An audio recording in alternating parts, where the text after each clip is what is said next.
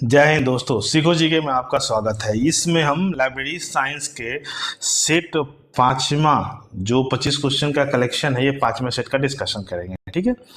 और वो भी पूर्ण विवरण के साथ, पूर्ण डिटेल के साथ।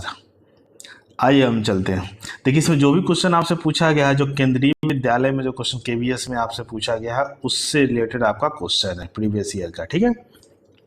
पहला क्वेश्चन, जब कोई व्यक्ति उसके कार्य या विश्राम के लिए सूचना प्राप्त करना चाहता है तो वह क्या है, ठीक है ना। तो जब कोई कार्य के विश्राम के लिए कोई सूचना प्राप्त करना चाहता है तो उसको हम क्या बोलते हैं, ये ऑप्शन डी होगा, सूचना की आवश्यकता। क्या होगा? सूचना की आवश्यकता। अगला क्वेश्चन, ओपैक की निम्नलिखित में से कौन सी विशेषताओं के कारण पारंपरिक सूची के स्थान पर इसके प्रयोग को बढ़ावा मिला है, ठीक है। पहले तो ओपैक की अगर बात करें तो इसका फुल फॉर्म होता है ऑनलाइन पब्लिक एक्सेस कैटलॉग, ठीक है। Online public access catalogue. तो इसका सही आंसर क्या हो जाएगा? इसका हो जाएगा खोज सुविधा किसी भी अवयव के अंतर्गत उपलब्ध है, ठीक है ना। क्या चाहिए? खोज सुविधा किसी के अंतर्गत के लिए अवेलेबल है, ठीक है। तीसरा क्वेश्चन, पुस्तकालय विज्ञान के 5 नियमों में से कौन से दिव्यांगों या विकलांगों के लिए सेवाएं प्रदान करना सुनिश्चित करता है? देखिए, पुस्तकालय के एस रंगनाथन के द्वारा 5 नियम निकाले गए थे, ठीक है ना। तो इसमें से दूसरा जो नियम है वो दिव्यांग और विकलांगों के लिए सेवा प्रदान करता है। अब ये नियम कहता क्या है? ये नियम क्या कह रहा है कि प्रत्येक पाठक की उसकी पुस्तक दिव्यांग जनों के लिए विशेष रूप से प्रासंगिक है, ठीक है ना। मतलब यह नियम यह सुनिश्चित करता है कि पुस्तकालय में हर व्यक्ति उसकी शारीरिक या मानसिक स्थिति के बावजूद अपनी जरूरत की सामग्री तक पहुंच सके, ठीक है ना। मतलब किसी भी सिचुएशन में कोई भी व्यक्ति हो, किसी से भी संबंधित हो, वो अपने पाठक के पास पहुंच सके, ठीक है। ODLIS, इसका फुल फॉर्म आपसे पूछा है, ठीक है ना। तो ODLIS का फुल फॉर्म होता है online dictionary of library and information science, ठीक है ना। Online dictionary of library and information science, इसको इस नाम से भी जानता है ODL को, open and distance learning. ODL का फुल फॉर्म होता है, एक ODL अगर हम लेते हैं तो इसका फुल फॉर्म होता है ओपन एंड डिस्टेंस लर्निंग, ठीक है ना। अच्छा, इस तरह का जो लर्निंग होता है वो कहाँ सुविधा होती है? ये आपको जो डिस्टेंस कोर्स होता है, जैसे इग्नू होता है, ठीक है ना, नालंदा ओपन यूनिवर्सिटी, ये सब इसके अंतर्गत आते हैं, ठीक है। जावा निम्नलिखित में से किस प्रकार का प्रोग्रामिंग लैंग्वेज है, ठीक है ना। तो देखिए, जावा की अगर बात करें, एक तो ये हाई लेवल लैंग्वेज है, ठीक है ना, और ये ऑब्जेक्ट ओरिएंटेड प्रोग्रामिंग लैंग्वेज है, ठीक है। और इसका ये किसने बनाया था? जेम्स गॉसलिन ने। किसने बनाया था? जेम्स गॉसलिन ने। याद रखिएगा, ये बहुत आपसे पूछा जाता है, जेम्स गॉसलिन, ठीक है ना। जेम्स गॉसलिन के द्वारा जावा प्रोग्रामिंग बनाया गया था। निम्नलिखित में से वेब ओपेक की विशेषता क्या है, ठीक है ना। ओपेक का हम लोग वही पढ़े, ऑनलाइन पब्लिक एक्सेस कैटलॉग। इसकी विशेषता आपसे पूछी जा रहा है। तो इसकी विशेषता क्या है कि यह एक नेविगेशन पर आधारित होती है। क्या है? इसका नेविगेशन पर आधारित होता है, ठीक है ना। इसके बारे में थोड़ा जानकारी ले लेते हैं। क्या है ओपेक? क्या है कि ऑनलाइन पब्लिक एक्सेस कैटलॉग है, ठीक है ना। ये ऑनलाइन संस्करण है जो इंटरनेट के माध्यम से उपलब्ध होता है, ठीक है। बहुत इंपॉर्टेंट है, वेब ओपेक इंटरनेट के माध्यम से उपलब्ध होता है। इसका मतलब यह है कि उपयोगकर्ता पुस्तकालय के कैटलॉग को एक्सेस करने के लिए पुस्तकालय में जाने की आवश्यकता के बिना कहीं से भी कभी भी इंटरनेट से जुड़ी किसी भी उपकरण का उपयोग कर सकता है। मतलब कि वर्ल्ड के किसी भी जगह पर रहकर इसके द्वारा किसी भी पुस्तक को पढ़ सकता है और जानकारी प्राप्त कर सकता है। अगला यहाँ पर, जब कोई मैसेज एक ही समय में एक ही चैनल पर संचालित है और प्राप्त होता है तो नेटवर्क परिवेश में ट्रांसमिशन के इस प्रकार को कहा जाता है। देखिए, जब एक ही समय में दोनों तरफ से होता है तो उसको हम क्या बोलते हैं? उसको हम बोलते हैं फुल डुप्लेक्स, ठीक है ना। और हाफ डुप्लेक्स क्या होता है कि एक समय में एक ही बार या तो जा सकता है या आ सकता है, ठीक है ना। उसको हम हाफ डुप्लेक्स कहते हैं। जैसे कि बोलते हैं वायरलेस जो होता है, जी इंडिकेटर जो पुलिस के पास होता है, वो हाफ डुप्लेक्स होता है, ठीक है। जब उपयोगकर्ता को रासायनिक तत्वों के व्यापक विषय को समझने में सहायता प्रदान की जाती है तो उसे क्या कहा जाता है, ठीक है ना। तो देखिए, उसको हम कहते हैं उपयोगकर्ता सहयोग। क्या बोलते हैं? उपयोगकर्ता सहयोग, ठीक है ना। इससे क्या होता है कि जब उपयोगकर्ता के रासायनिक तत्वों की व्यापक विषय में समझने की सहजता हो जाती है तब उसे उपयोगकर्ता विषय समझा जाता है, ठीक है। निम्नलिखित से कौन सी पॉइंटिंग डिवाइस का एक उदाहरण है, पॉइंटिंग डिवाइस का आ गया है, ठीक है ना। देखिए पंच होल डिवाइस ये है नहीं, कीबोर्ड भी ये इनपुट डिवाइस है, स्कैनर ये भी एक इनपुट डिवाइस है, लेकिन पॉइंट डिवाइस की बात करें तो क्या है, लाइट पेन। इसको हम स्मार्ट पेन भी बोलते हैं, ठीक है ना। क्या बोलते हैं, स्मार्ट पेन। निम्नलिखित में से कौन सी उपयोगकर्ता अध्ययन की एक अप्रत्यक्ष विधि है, ठीक है ना। तो देखिए अध्ययन की एक प्रत्यक्ष विधि के बोलते हैं वो पुस्तकालय रिकॉर्ड्स और का विश्लेषण होता है, ठीक है ना। अप्रत्यक्ष विधि क्या होता है, पुस्तकालय का रिकॉर्ड्स विश्लेषण, ठीक है।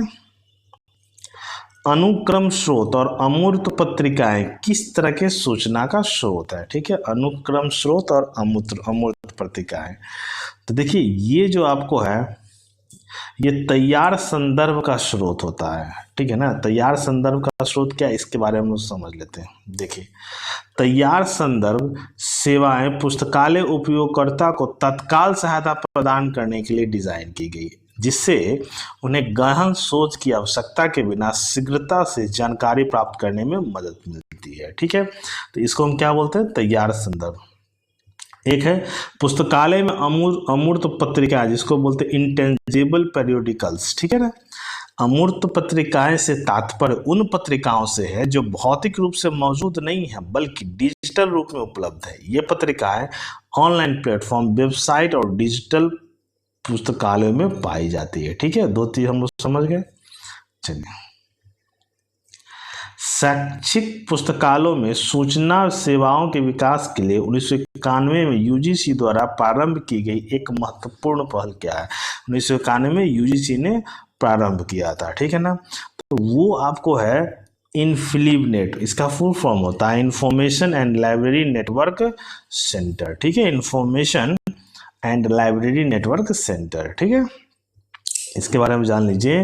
इनफ्लिबल नेट का फुल फॉर्म होता है, पूरा नाम सूचना और पुस्तकालय नेटवर्क, इसको बोल सकते हैं information and library network centre. इसको यूजीसी के द्वारा स्थापित किया गया था और एक स्वायत्त अंतर विद्यालय केंद्र है, ठीक है ना। इसका काम क्या है, इसका काम है पुस्तकालयों का मॉडर्नाइजेशन मतलब आधुनिकीकरण करना, उसके सूचना का प्रसार करना, शैक्षणिक संचार को बढ़ावा देना और ई संसाधन मतलब ऑनलाइन डिजिटल प्लेटफॉर्म पर पहुंच देना कि कोई भी पुस्तकालय में कोई डाटा रखा है तो उसको ऑनलाइन कैसे प्रोवाइड करें, ठीक है।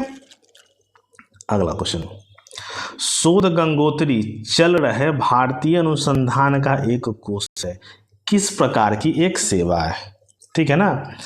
तो देखिए ये जो है एक प्रकार की चेतावनी सेवा अलर्टिंग सर्विस है, ठीक है ना। क्या है, अलर्टिंग सर्विस है, ठीक है। अब ये क्या होगा इसके बाद संक्षेप में जाने कि शोध गंगोत्री एक ऐसा मंच है जहां पीएचडी छात्र अपने शोध प्रस्तावों को जमा करते हैं, जिससे अन्य शोधार्थी उसके काम के बारे में जान सकते हैं और उस प्रतिक्रिया दे सकते हैं। यह शोध के प्रगति को ट्रैक करने और अनुसंधान क्षेत्र में सहयोग को बढ़ावा देने में मदद करते हैं, ठीक है ना। शोध गंगोत्री। निम्नलिखित में कौन सा पुस्तकालय संसाधन साझा करने के लिए एक व्यवहार माध्यम है, ठीक है ना। देखिए अगर हम बात करें व्यवहार माध्यम का तो वो कौन सा है, सोशल मीडिया, ठीक है। सोशल मीडिया के थ्रू हम कहीं बैठे किसी भी चीज का हम क्या कर सकते हैं, जानकारी ले सकते हैं, ठीक है। सूचना के चयनात्मक प्रसार की अवधारणा जिसे आज हम एक विशिष्ट रूप में समझते हैं, सबसे पहले किसने प्रदान किया था, ठीक है। तो देखिए ये जो है सबसे पहले अगर हम बात करें तो अगर व्यक्ति विशेष की बात करें तो एस पीटर लूसन है, जो 18वीं शताब्दी में राइट टू इंफॉर्मेशन के बारे में आवाज उठाई थी। लेकिन अगर बात करें सबसे पहले तो वो आपका है freedom of the press act 1766, और ये किस देश के द्वारा किया गया था, ये स्वीडन के द्वारा किया गया था। किसके द्वारा, स्वीडन का। अगर भारत में बोले तो ये कितना कब किया गया था, 2005 में, ठीक है। निम्नलिखित में से कौन सी TQM तकनीक 80/20 नियम को निर्धारित करता है, ठीक है ना। तो देखो इसको जो निर्धारित करता है उसको बोलते हैं परेटो विश्लेषण चार्ट, ठीक है ना, परेटो विश्लेषण चार्ट। अब टीक्यू का मतलब क्या होता है उसके बारे में हम लोग जाने। टीक्यूम का अर्थ होता है संपूर्ण गुणवत्ता प्रबंधन, जिसको बोलते हैं टोटल क्वालिटी मैनेजमेंट, ठीक है। यह एक प्रबंधन दृष्टिकोण है जो पूरे संगठन में उच्च गुणवत्ता मानकों को प्राप्त करने और बनाए रखने पर केंद्रित होता है। टीक्यूएम का कुछ पहलू की बात करें, ये ग्राहक पर फोकस करता है, निरंतरता इसमें सुधार होती है, कर्मचारी की भागीदारी पर भी ध्यान दिया जाता है, प्रगति उन्मुख दृष्टिकोण पर भाग दिया जाता है, डेटा संचालित निर्णय लेने की क्षमता होती है और रणनीति योजना जो इसके अंतर्गत होता है उस पर ध्यान दिया जाता है, ठीक है। निम्नलिखित में से कौन सा विश्वविद्यालय पुस्तकालय एक विशिष्ट कार्य है, ठीक है ना। विशिष्ट पुस्तकालय विद्यालय की अगर बात करें तो उसका काम क्या है, मुख्य रूप से अनुसंधान और प्रकाशन के विकास में सहयोग करना, ठीक है ना, पुस्तकालय विद्यालय का मुख्य कार्य। अप्रकाशित शोध प्रबंधों और शोध निबंधों को किस प्रकार वर्गीकृत किया गया है, ठीक है ना। तो इसको वर्गीकृत किया गया है अव्यावसायिक साहित्य मतलब ग्रे लिटरेचर के संदर्भ में वर्गीकृत किया गया है, ठीक है। अब इसके अंतर्गत समझिए कि ग्रे लिटरेचर होता क्या है। ग्रे लिटरेचर व्यावसायिक प्रकाशकों या अकादमिक पत्रिकाओं जैसे पारंपरिक प्रकाशन तथा वितरण चैनलों के बाहर तैयार किए गए शोध और जानकारी को संदर्भित करता है, ठीक है। इसमें रिपोर्ट, कार्यपत्र, सरकारी दस्तावेज और सम्मेलन की कार्रवाई जैसे विभिन्न प्रारूप शामिल होते हैं, जिसे अक्सर सरकार, शिक्षा जगत, व्यवसाय और उद्योग जैसे संगठनों द्वारा तैयार किया जाता है, ठीक है। तो अप्रकाशित शोध प्रबंध किस वर्ग में आते हैं, अव्यावसायिक साहित्य मतलब ग्रे लिटरेचर में। Library buildings planning and design के लेखक कौन है, क्वेश्चन पूछा गया आपको केवीएस में। तो इसके लेखक का नाम है पी.एन. कॉल। क्या नाम है, पी.एन. कॉल। कैटलॉग जिसमें कुछ प्रविष्टियां संख्या प्रविष्टियों के रूप में होती है और कुछ पाठ प्रविष्टियों के रूप में होती है, उसे क्या कहा जाता है, ठीक है ना। तो उसको क्या कहा जाता है, शब्दकोश कैटलॉग। क्या कहा जाता है, शब्दकोश कैटलॉग, ठीक है। निम्नलिखित में से कौन सा ऑपरेटिंग सिस्टम मशीन इंडिपेंडेंट और ओपन सोर्स है, ठीक है ना। ओपन सोर्स की अगर बात करें मतलब कोई भी यूज कर सकता है, फ्रीवेयर होता है, उसको क्या है, एप्पल मैक ओएस, ठीक है ना। और एप्पल मैक ओएस की बात करें तो ये कब लॉन्च हुआ था, 2001 को, ठीक है। और इसका जो ऑनर है उसका क्या नाम है, माइक्रोसॉफ्ट, ठीक है। अगला क्वेश्चन, कौन सी बजट शून्य आधारित चालू बजट होती है और बाद में पूरे वर्ष के लिए प्रस्तावित गतिविधियां बनाई जाती है, ठीक है ना। तो वो बजट क्या होता है, वो बजट होता है शून्य आधारित बजट। क्या होता है, शून्य आधारित बजट, ठीक है ना। क्या होता है, शून्य आधारित बजट।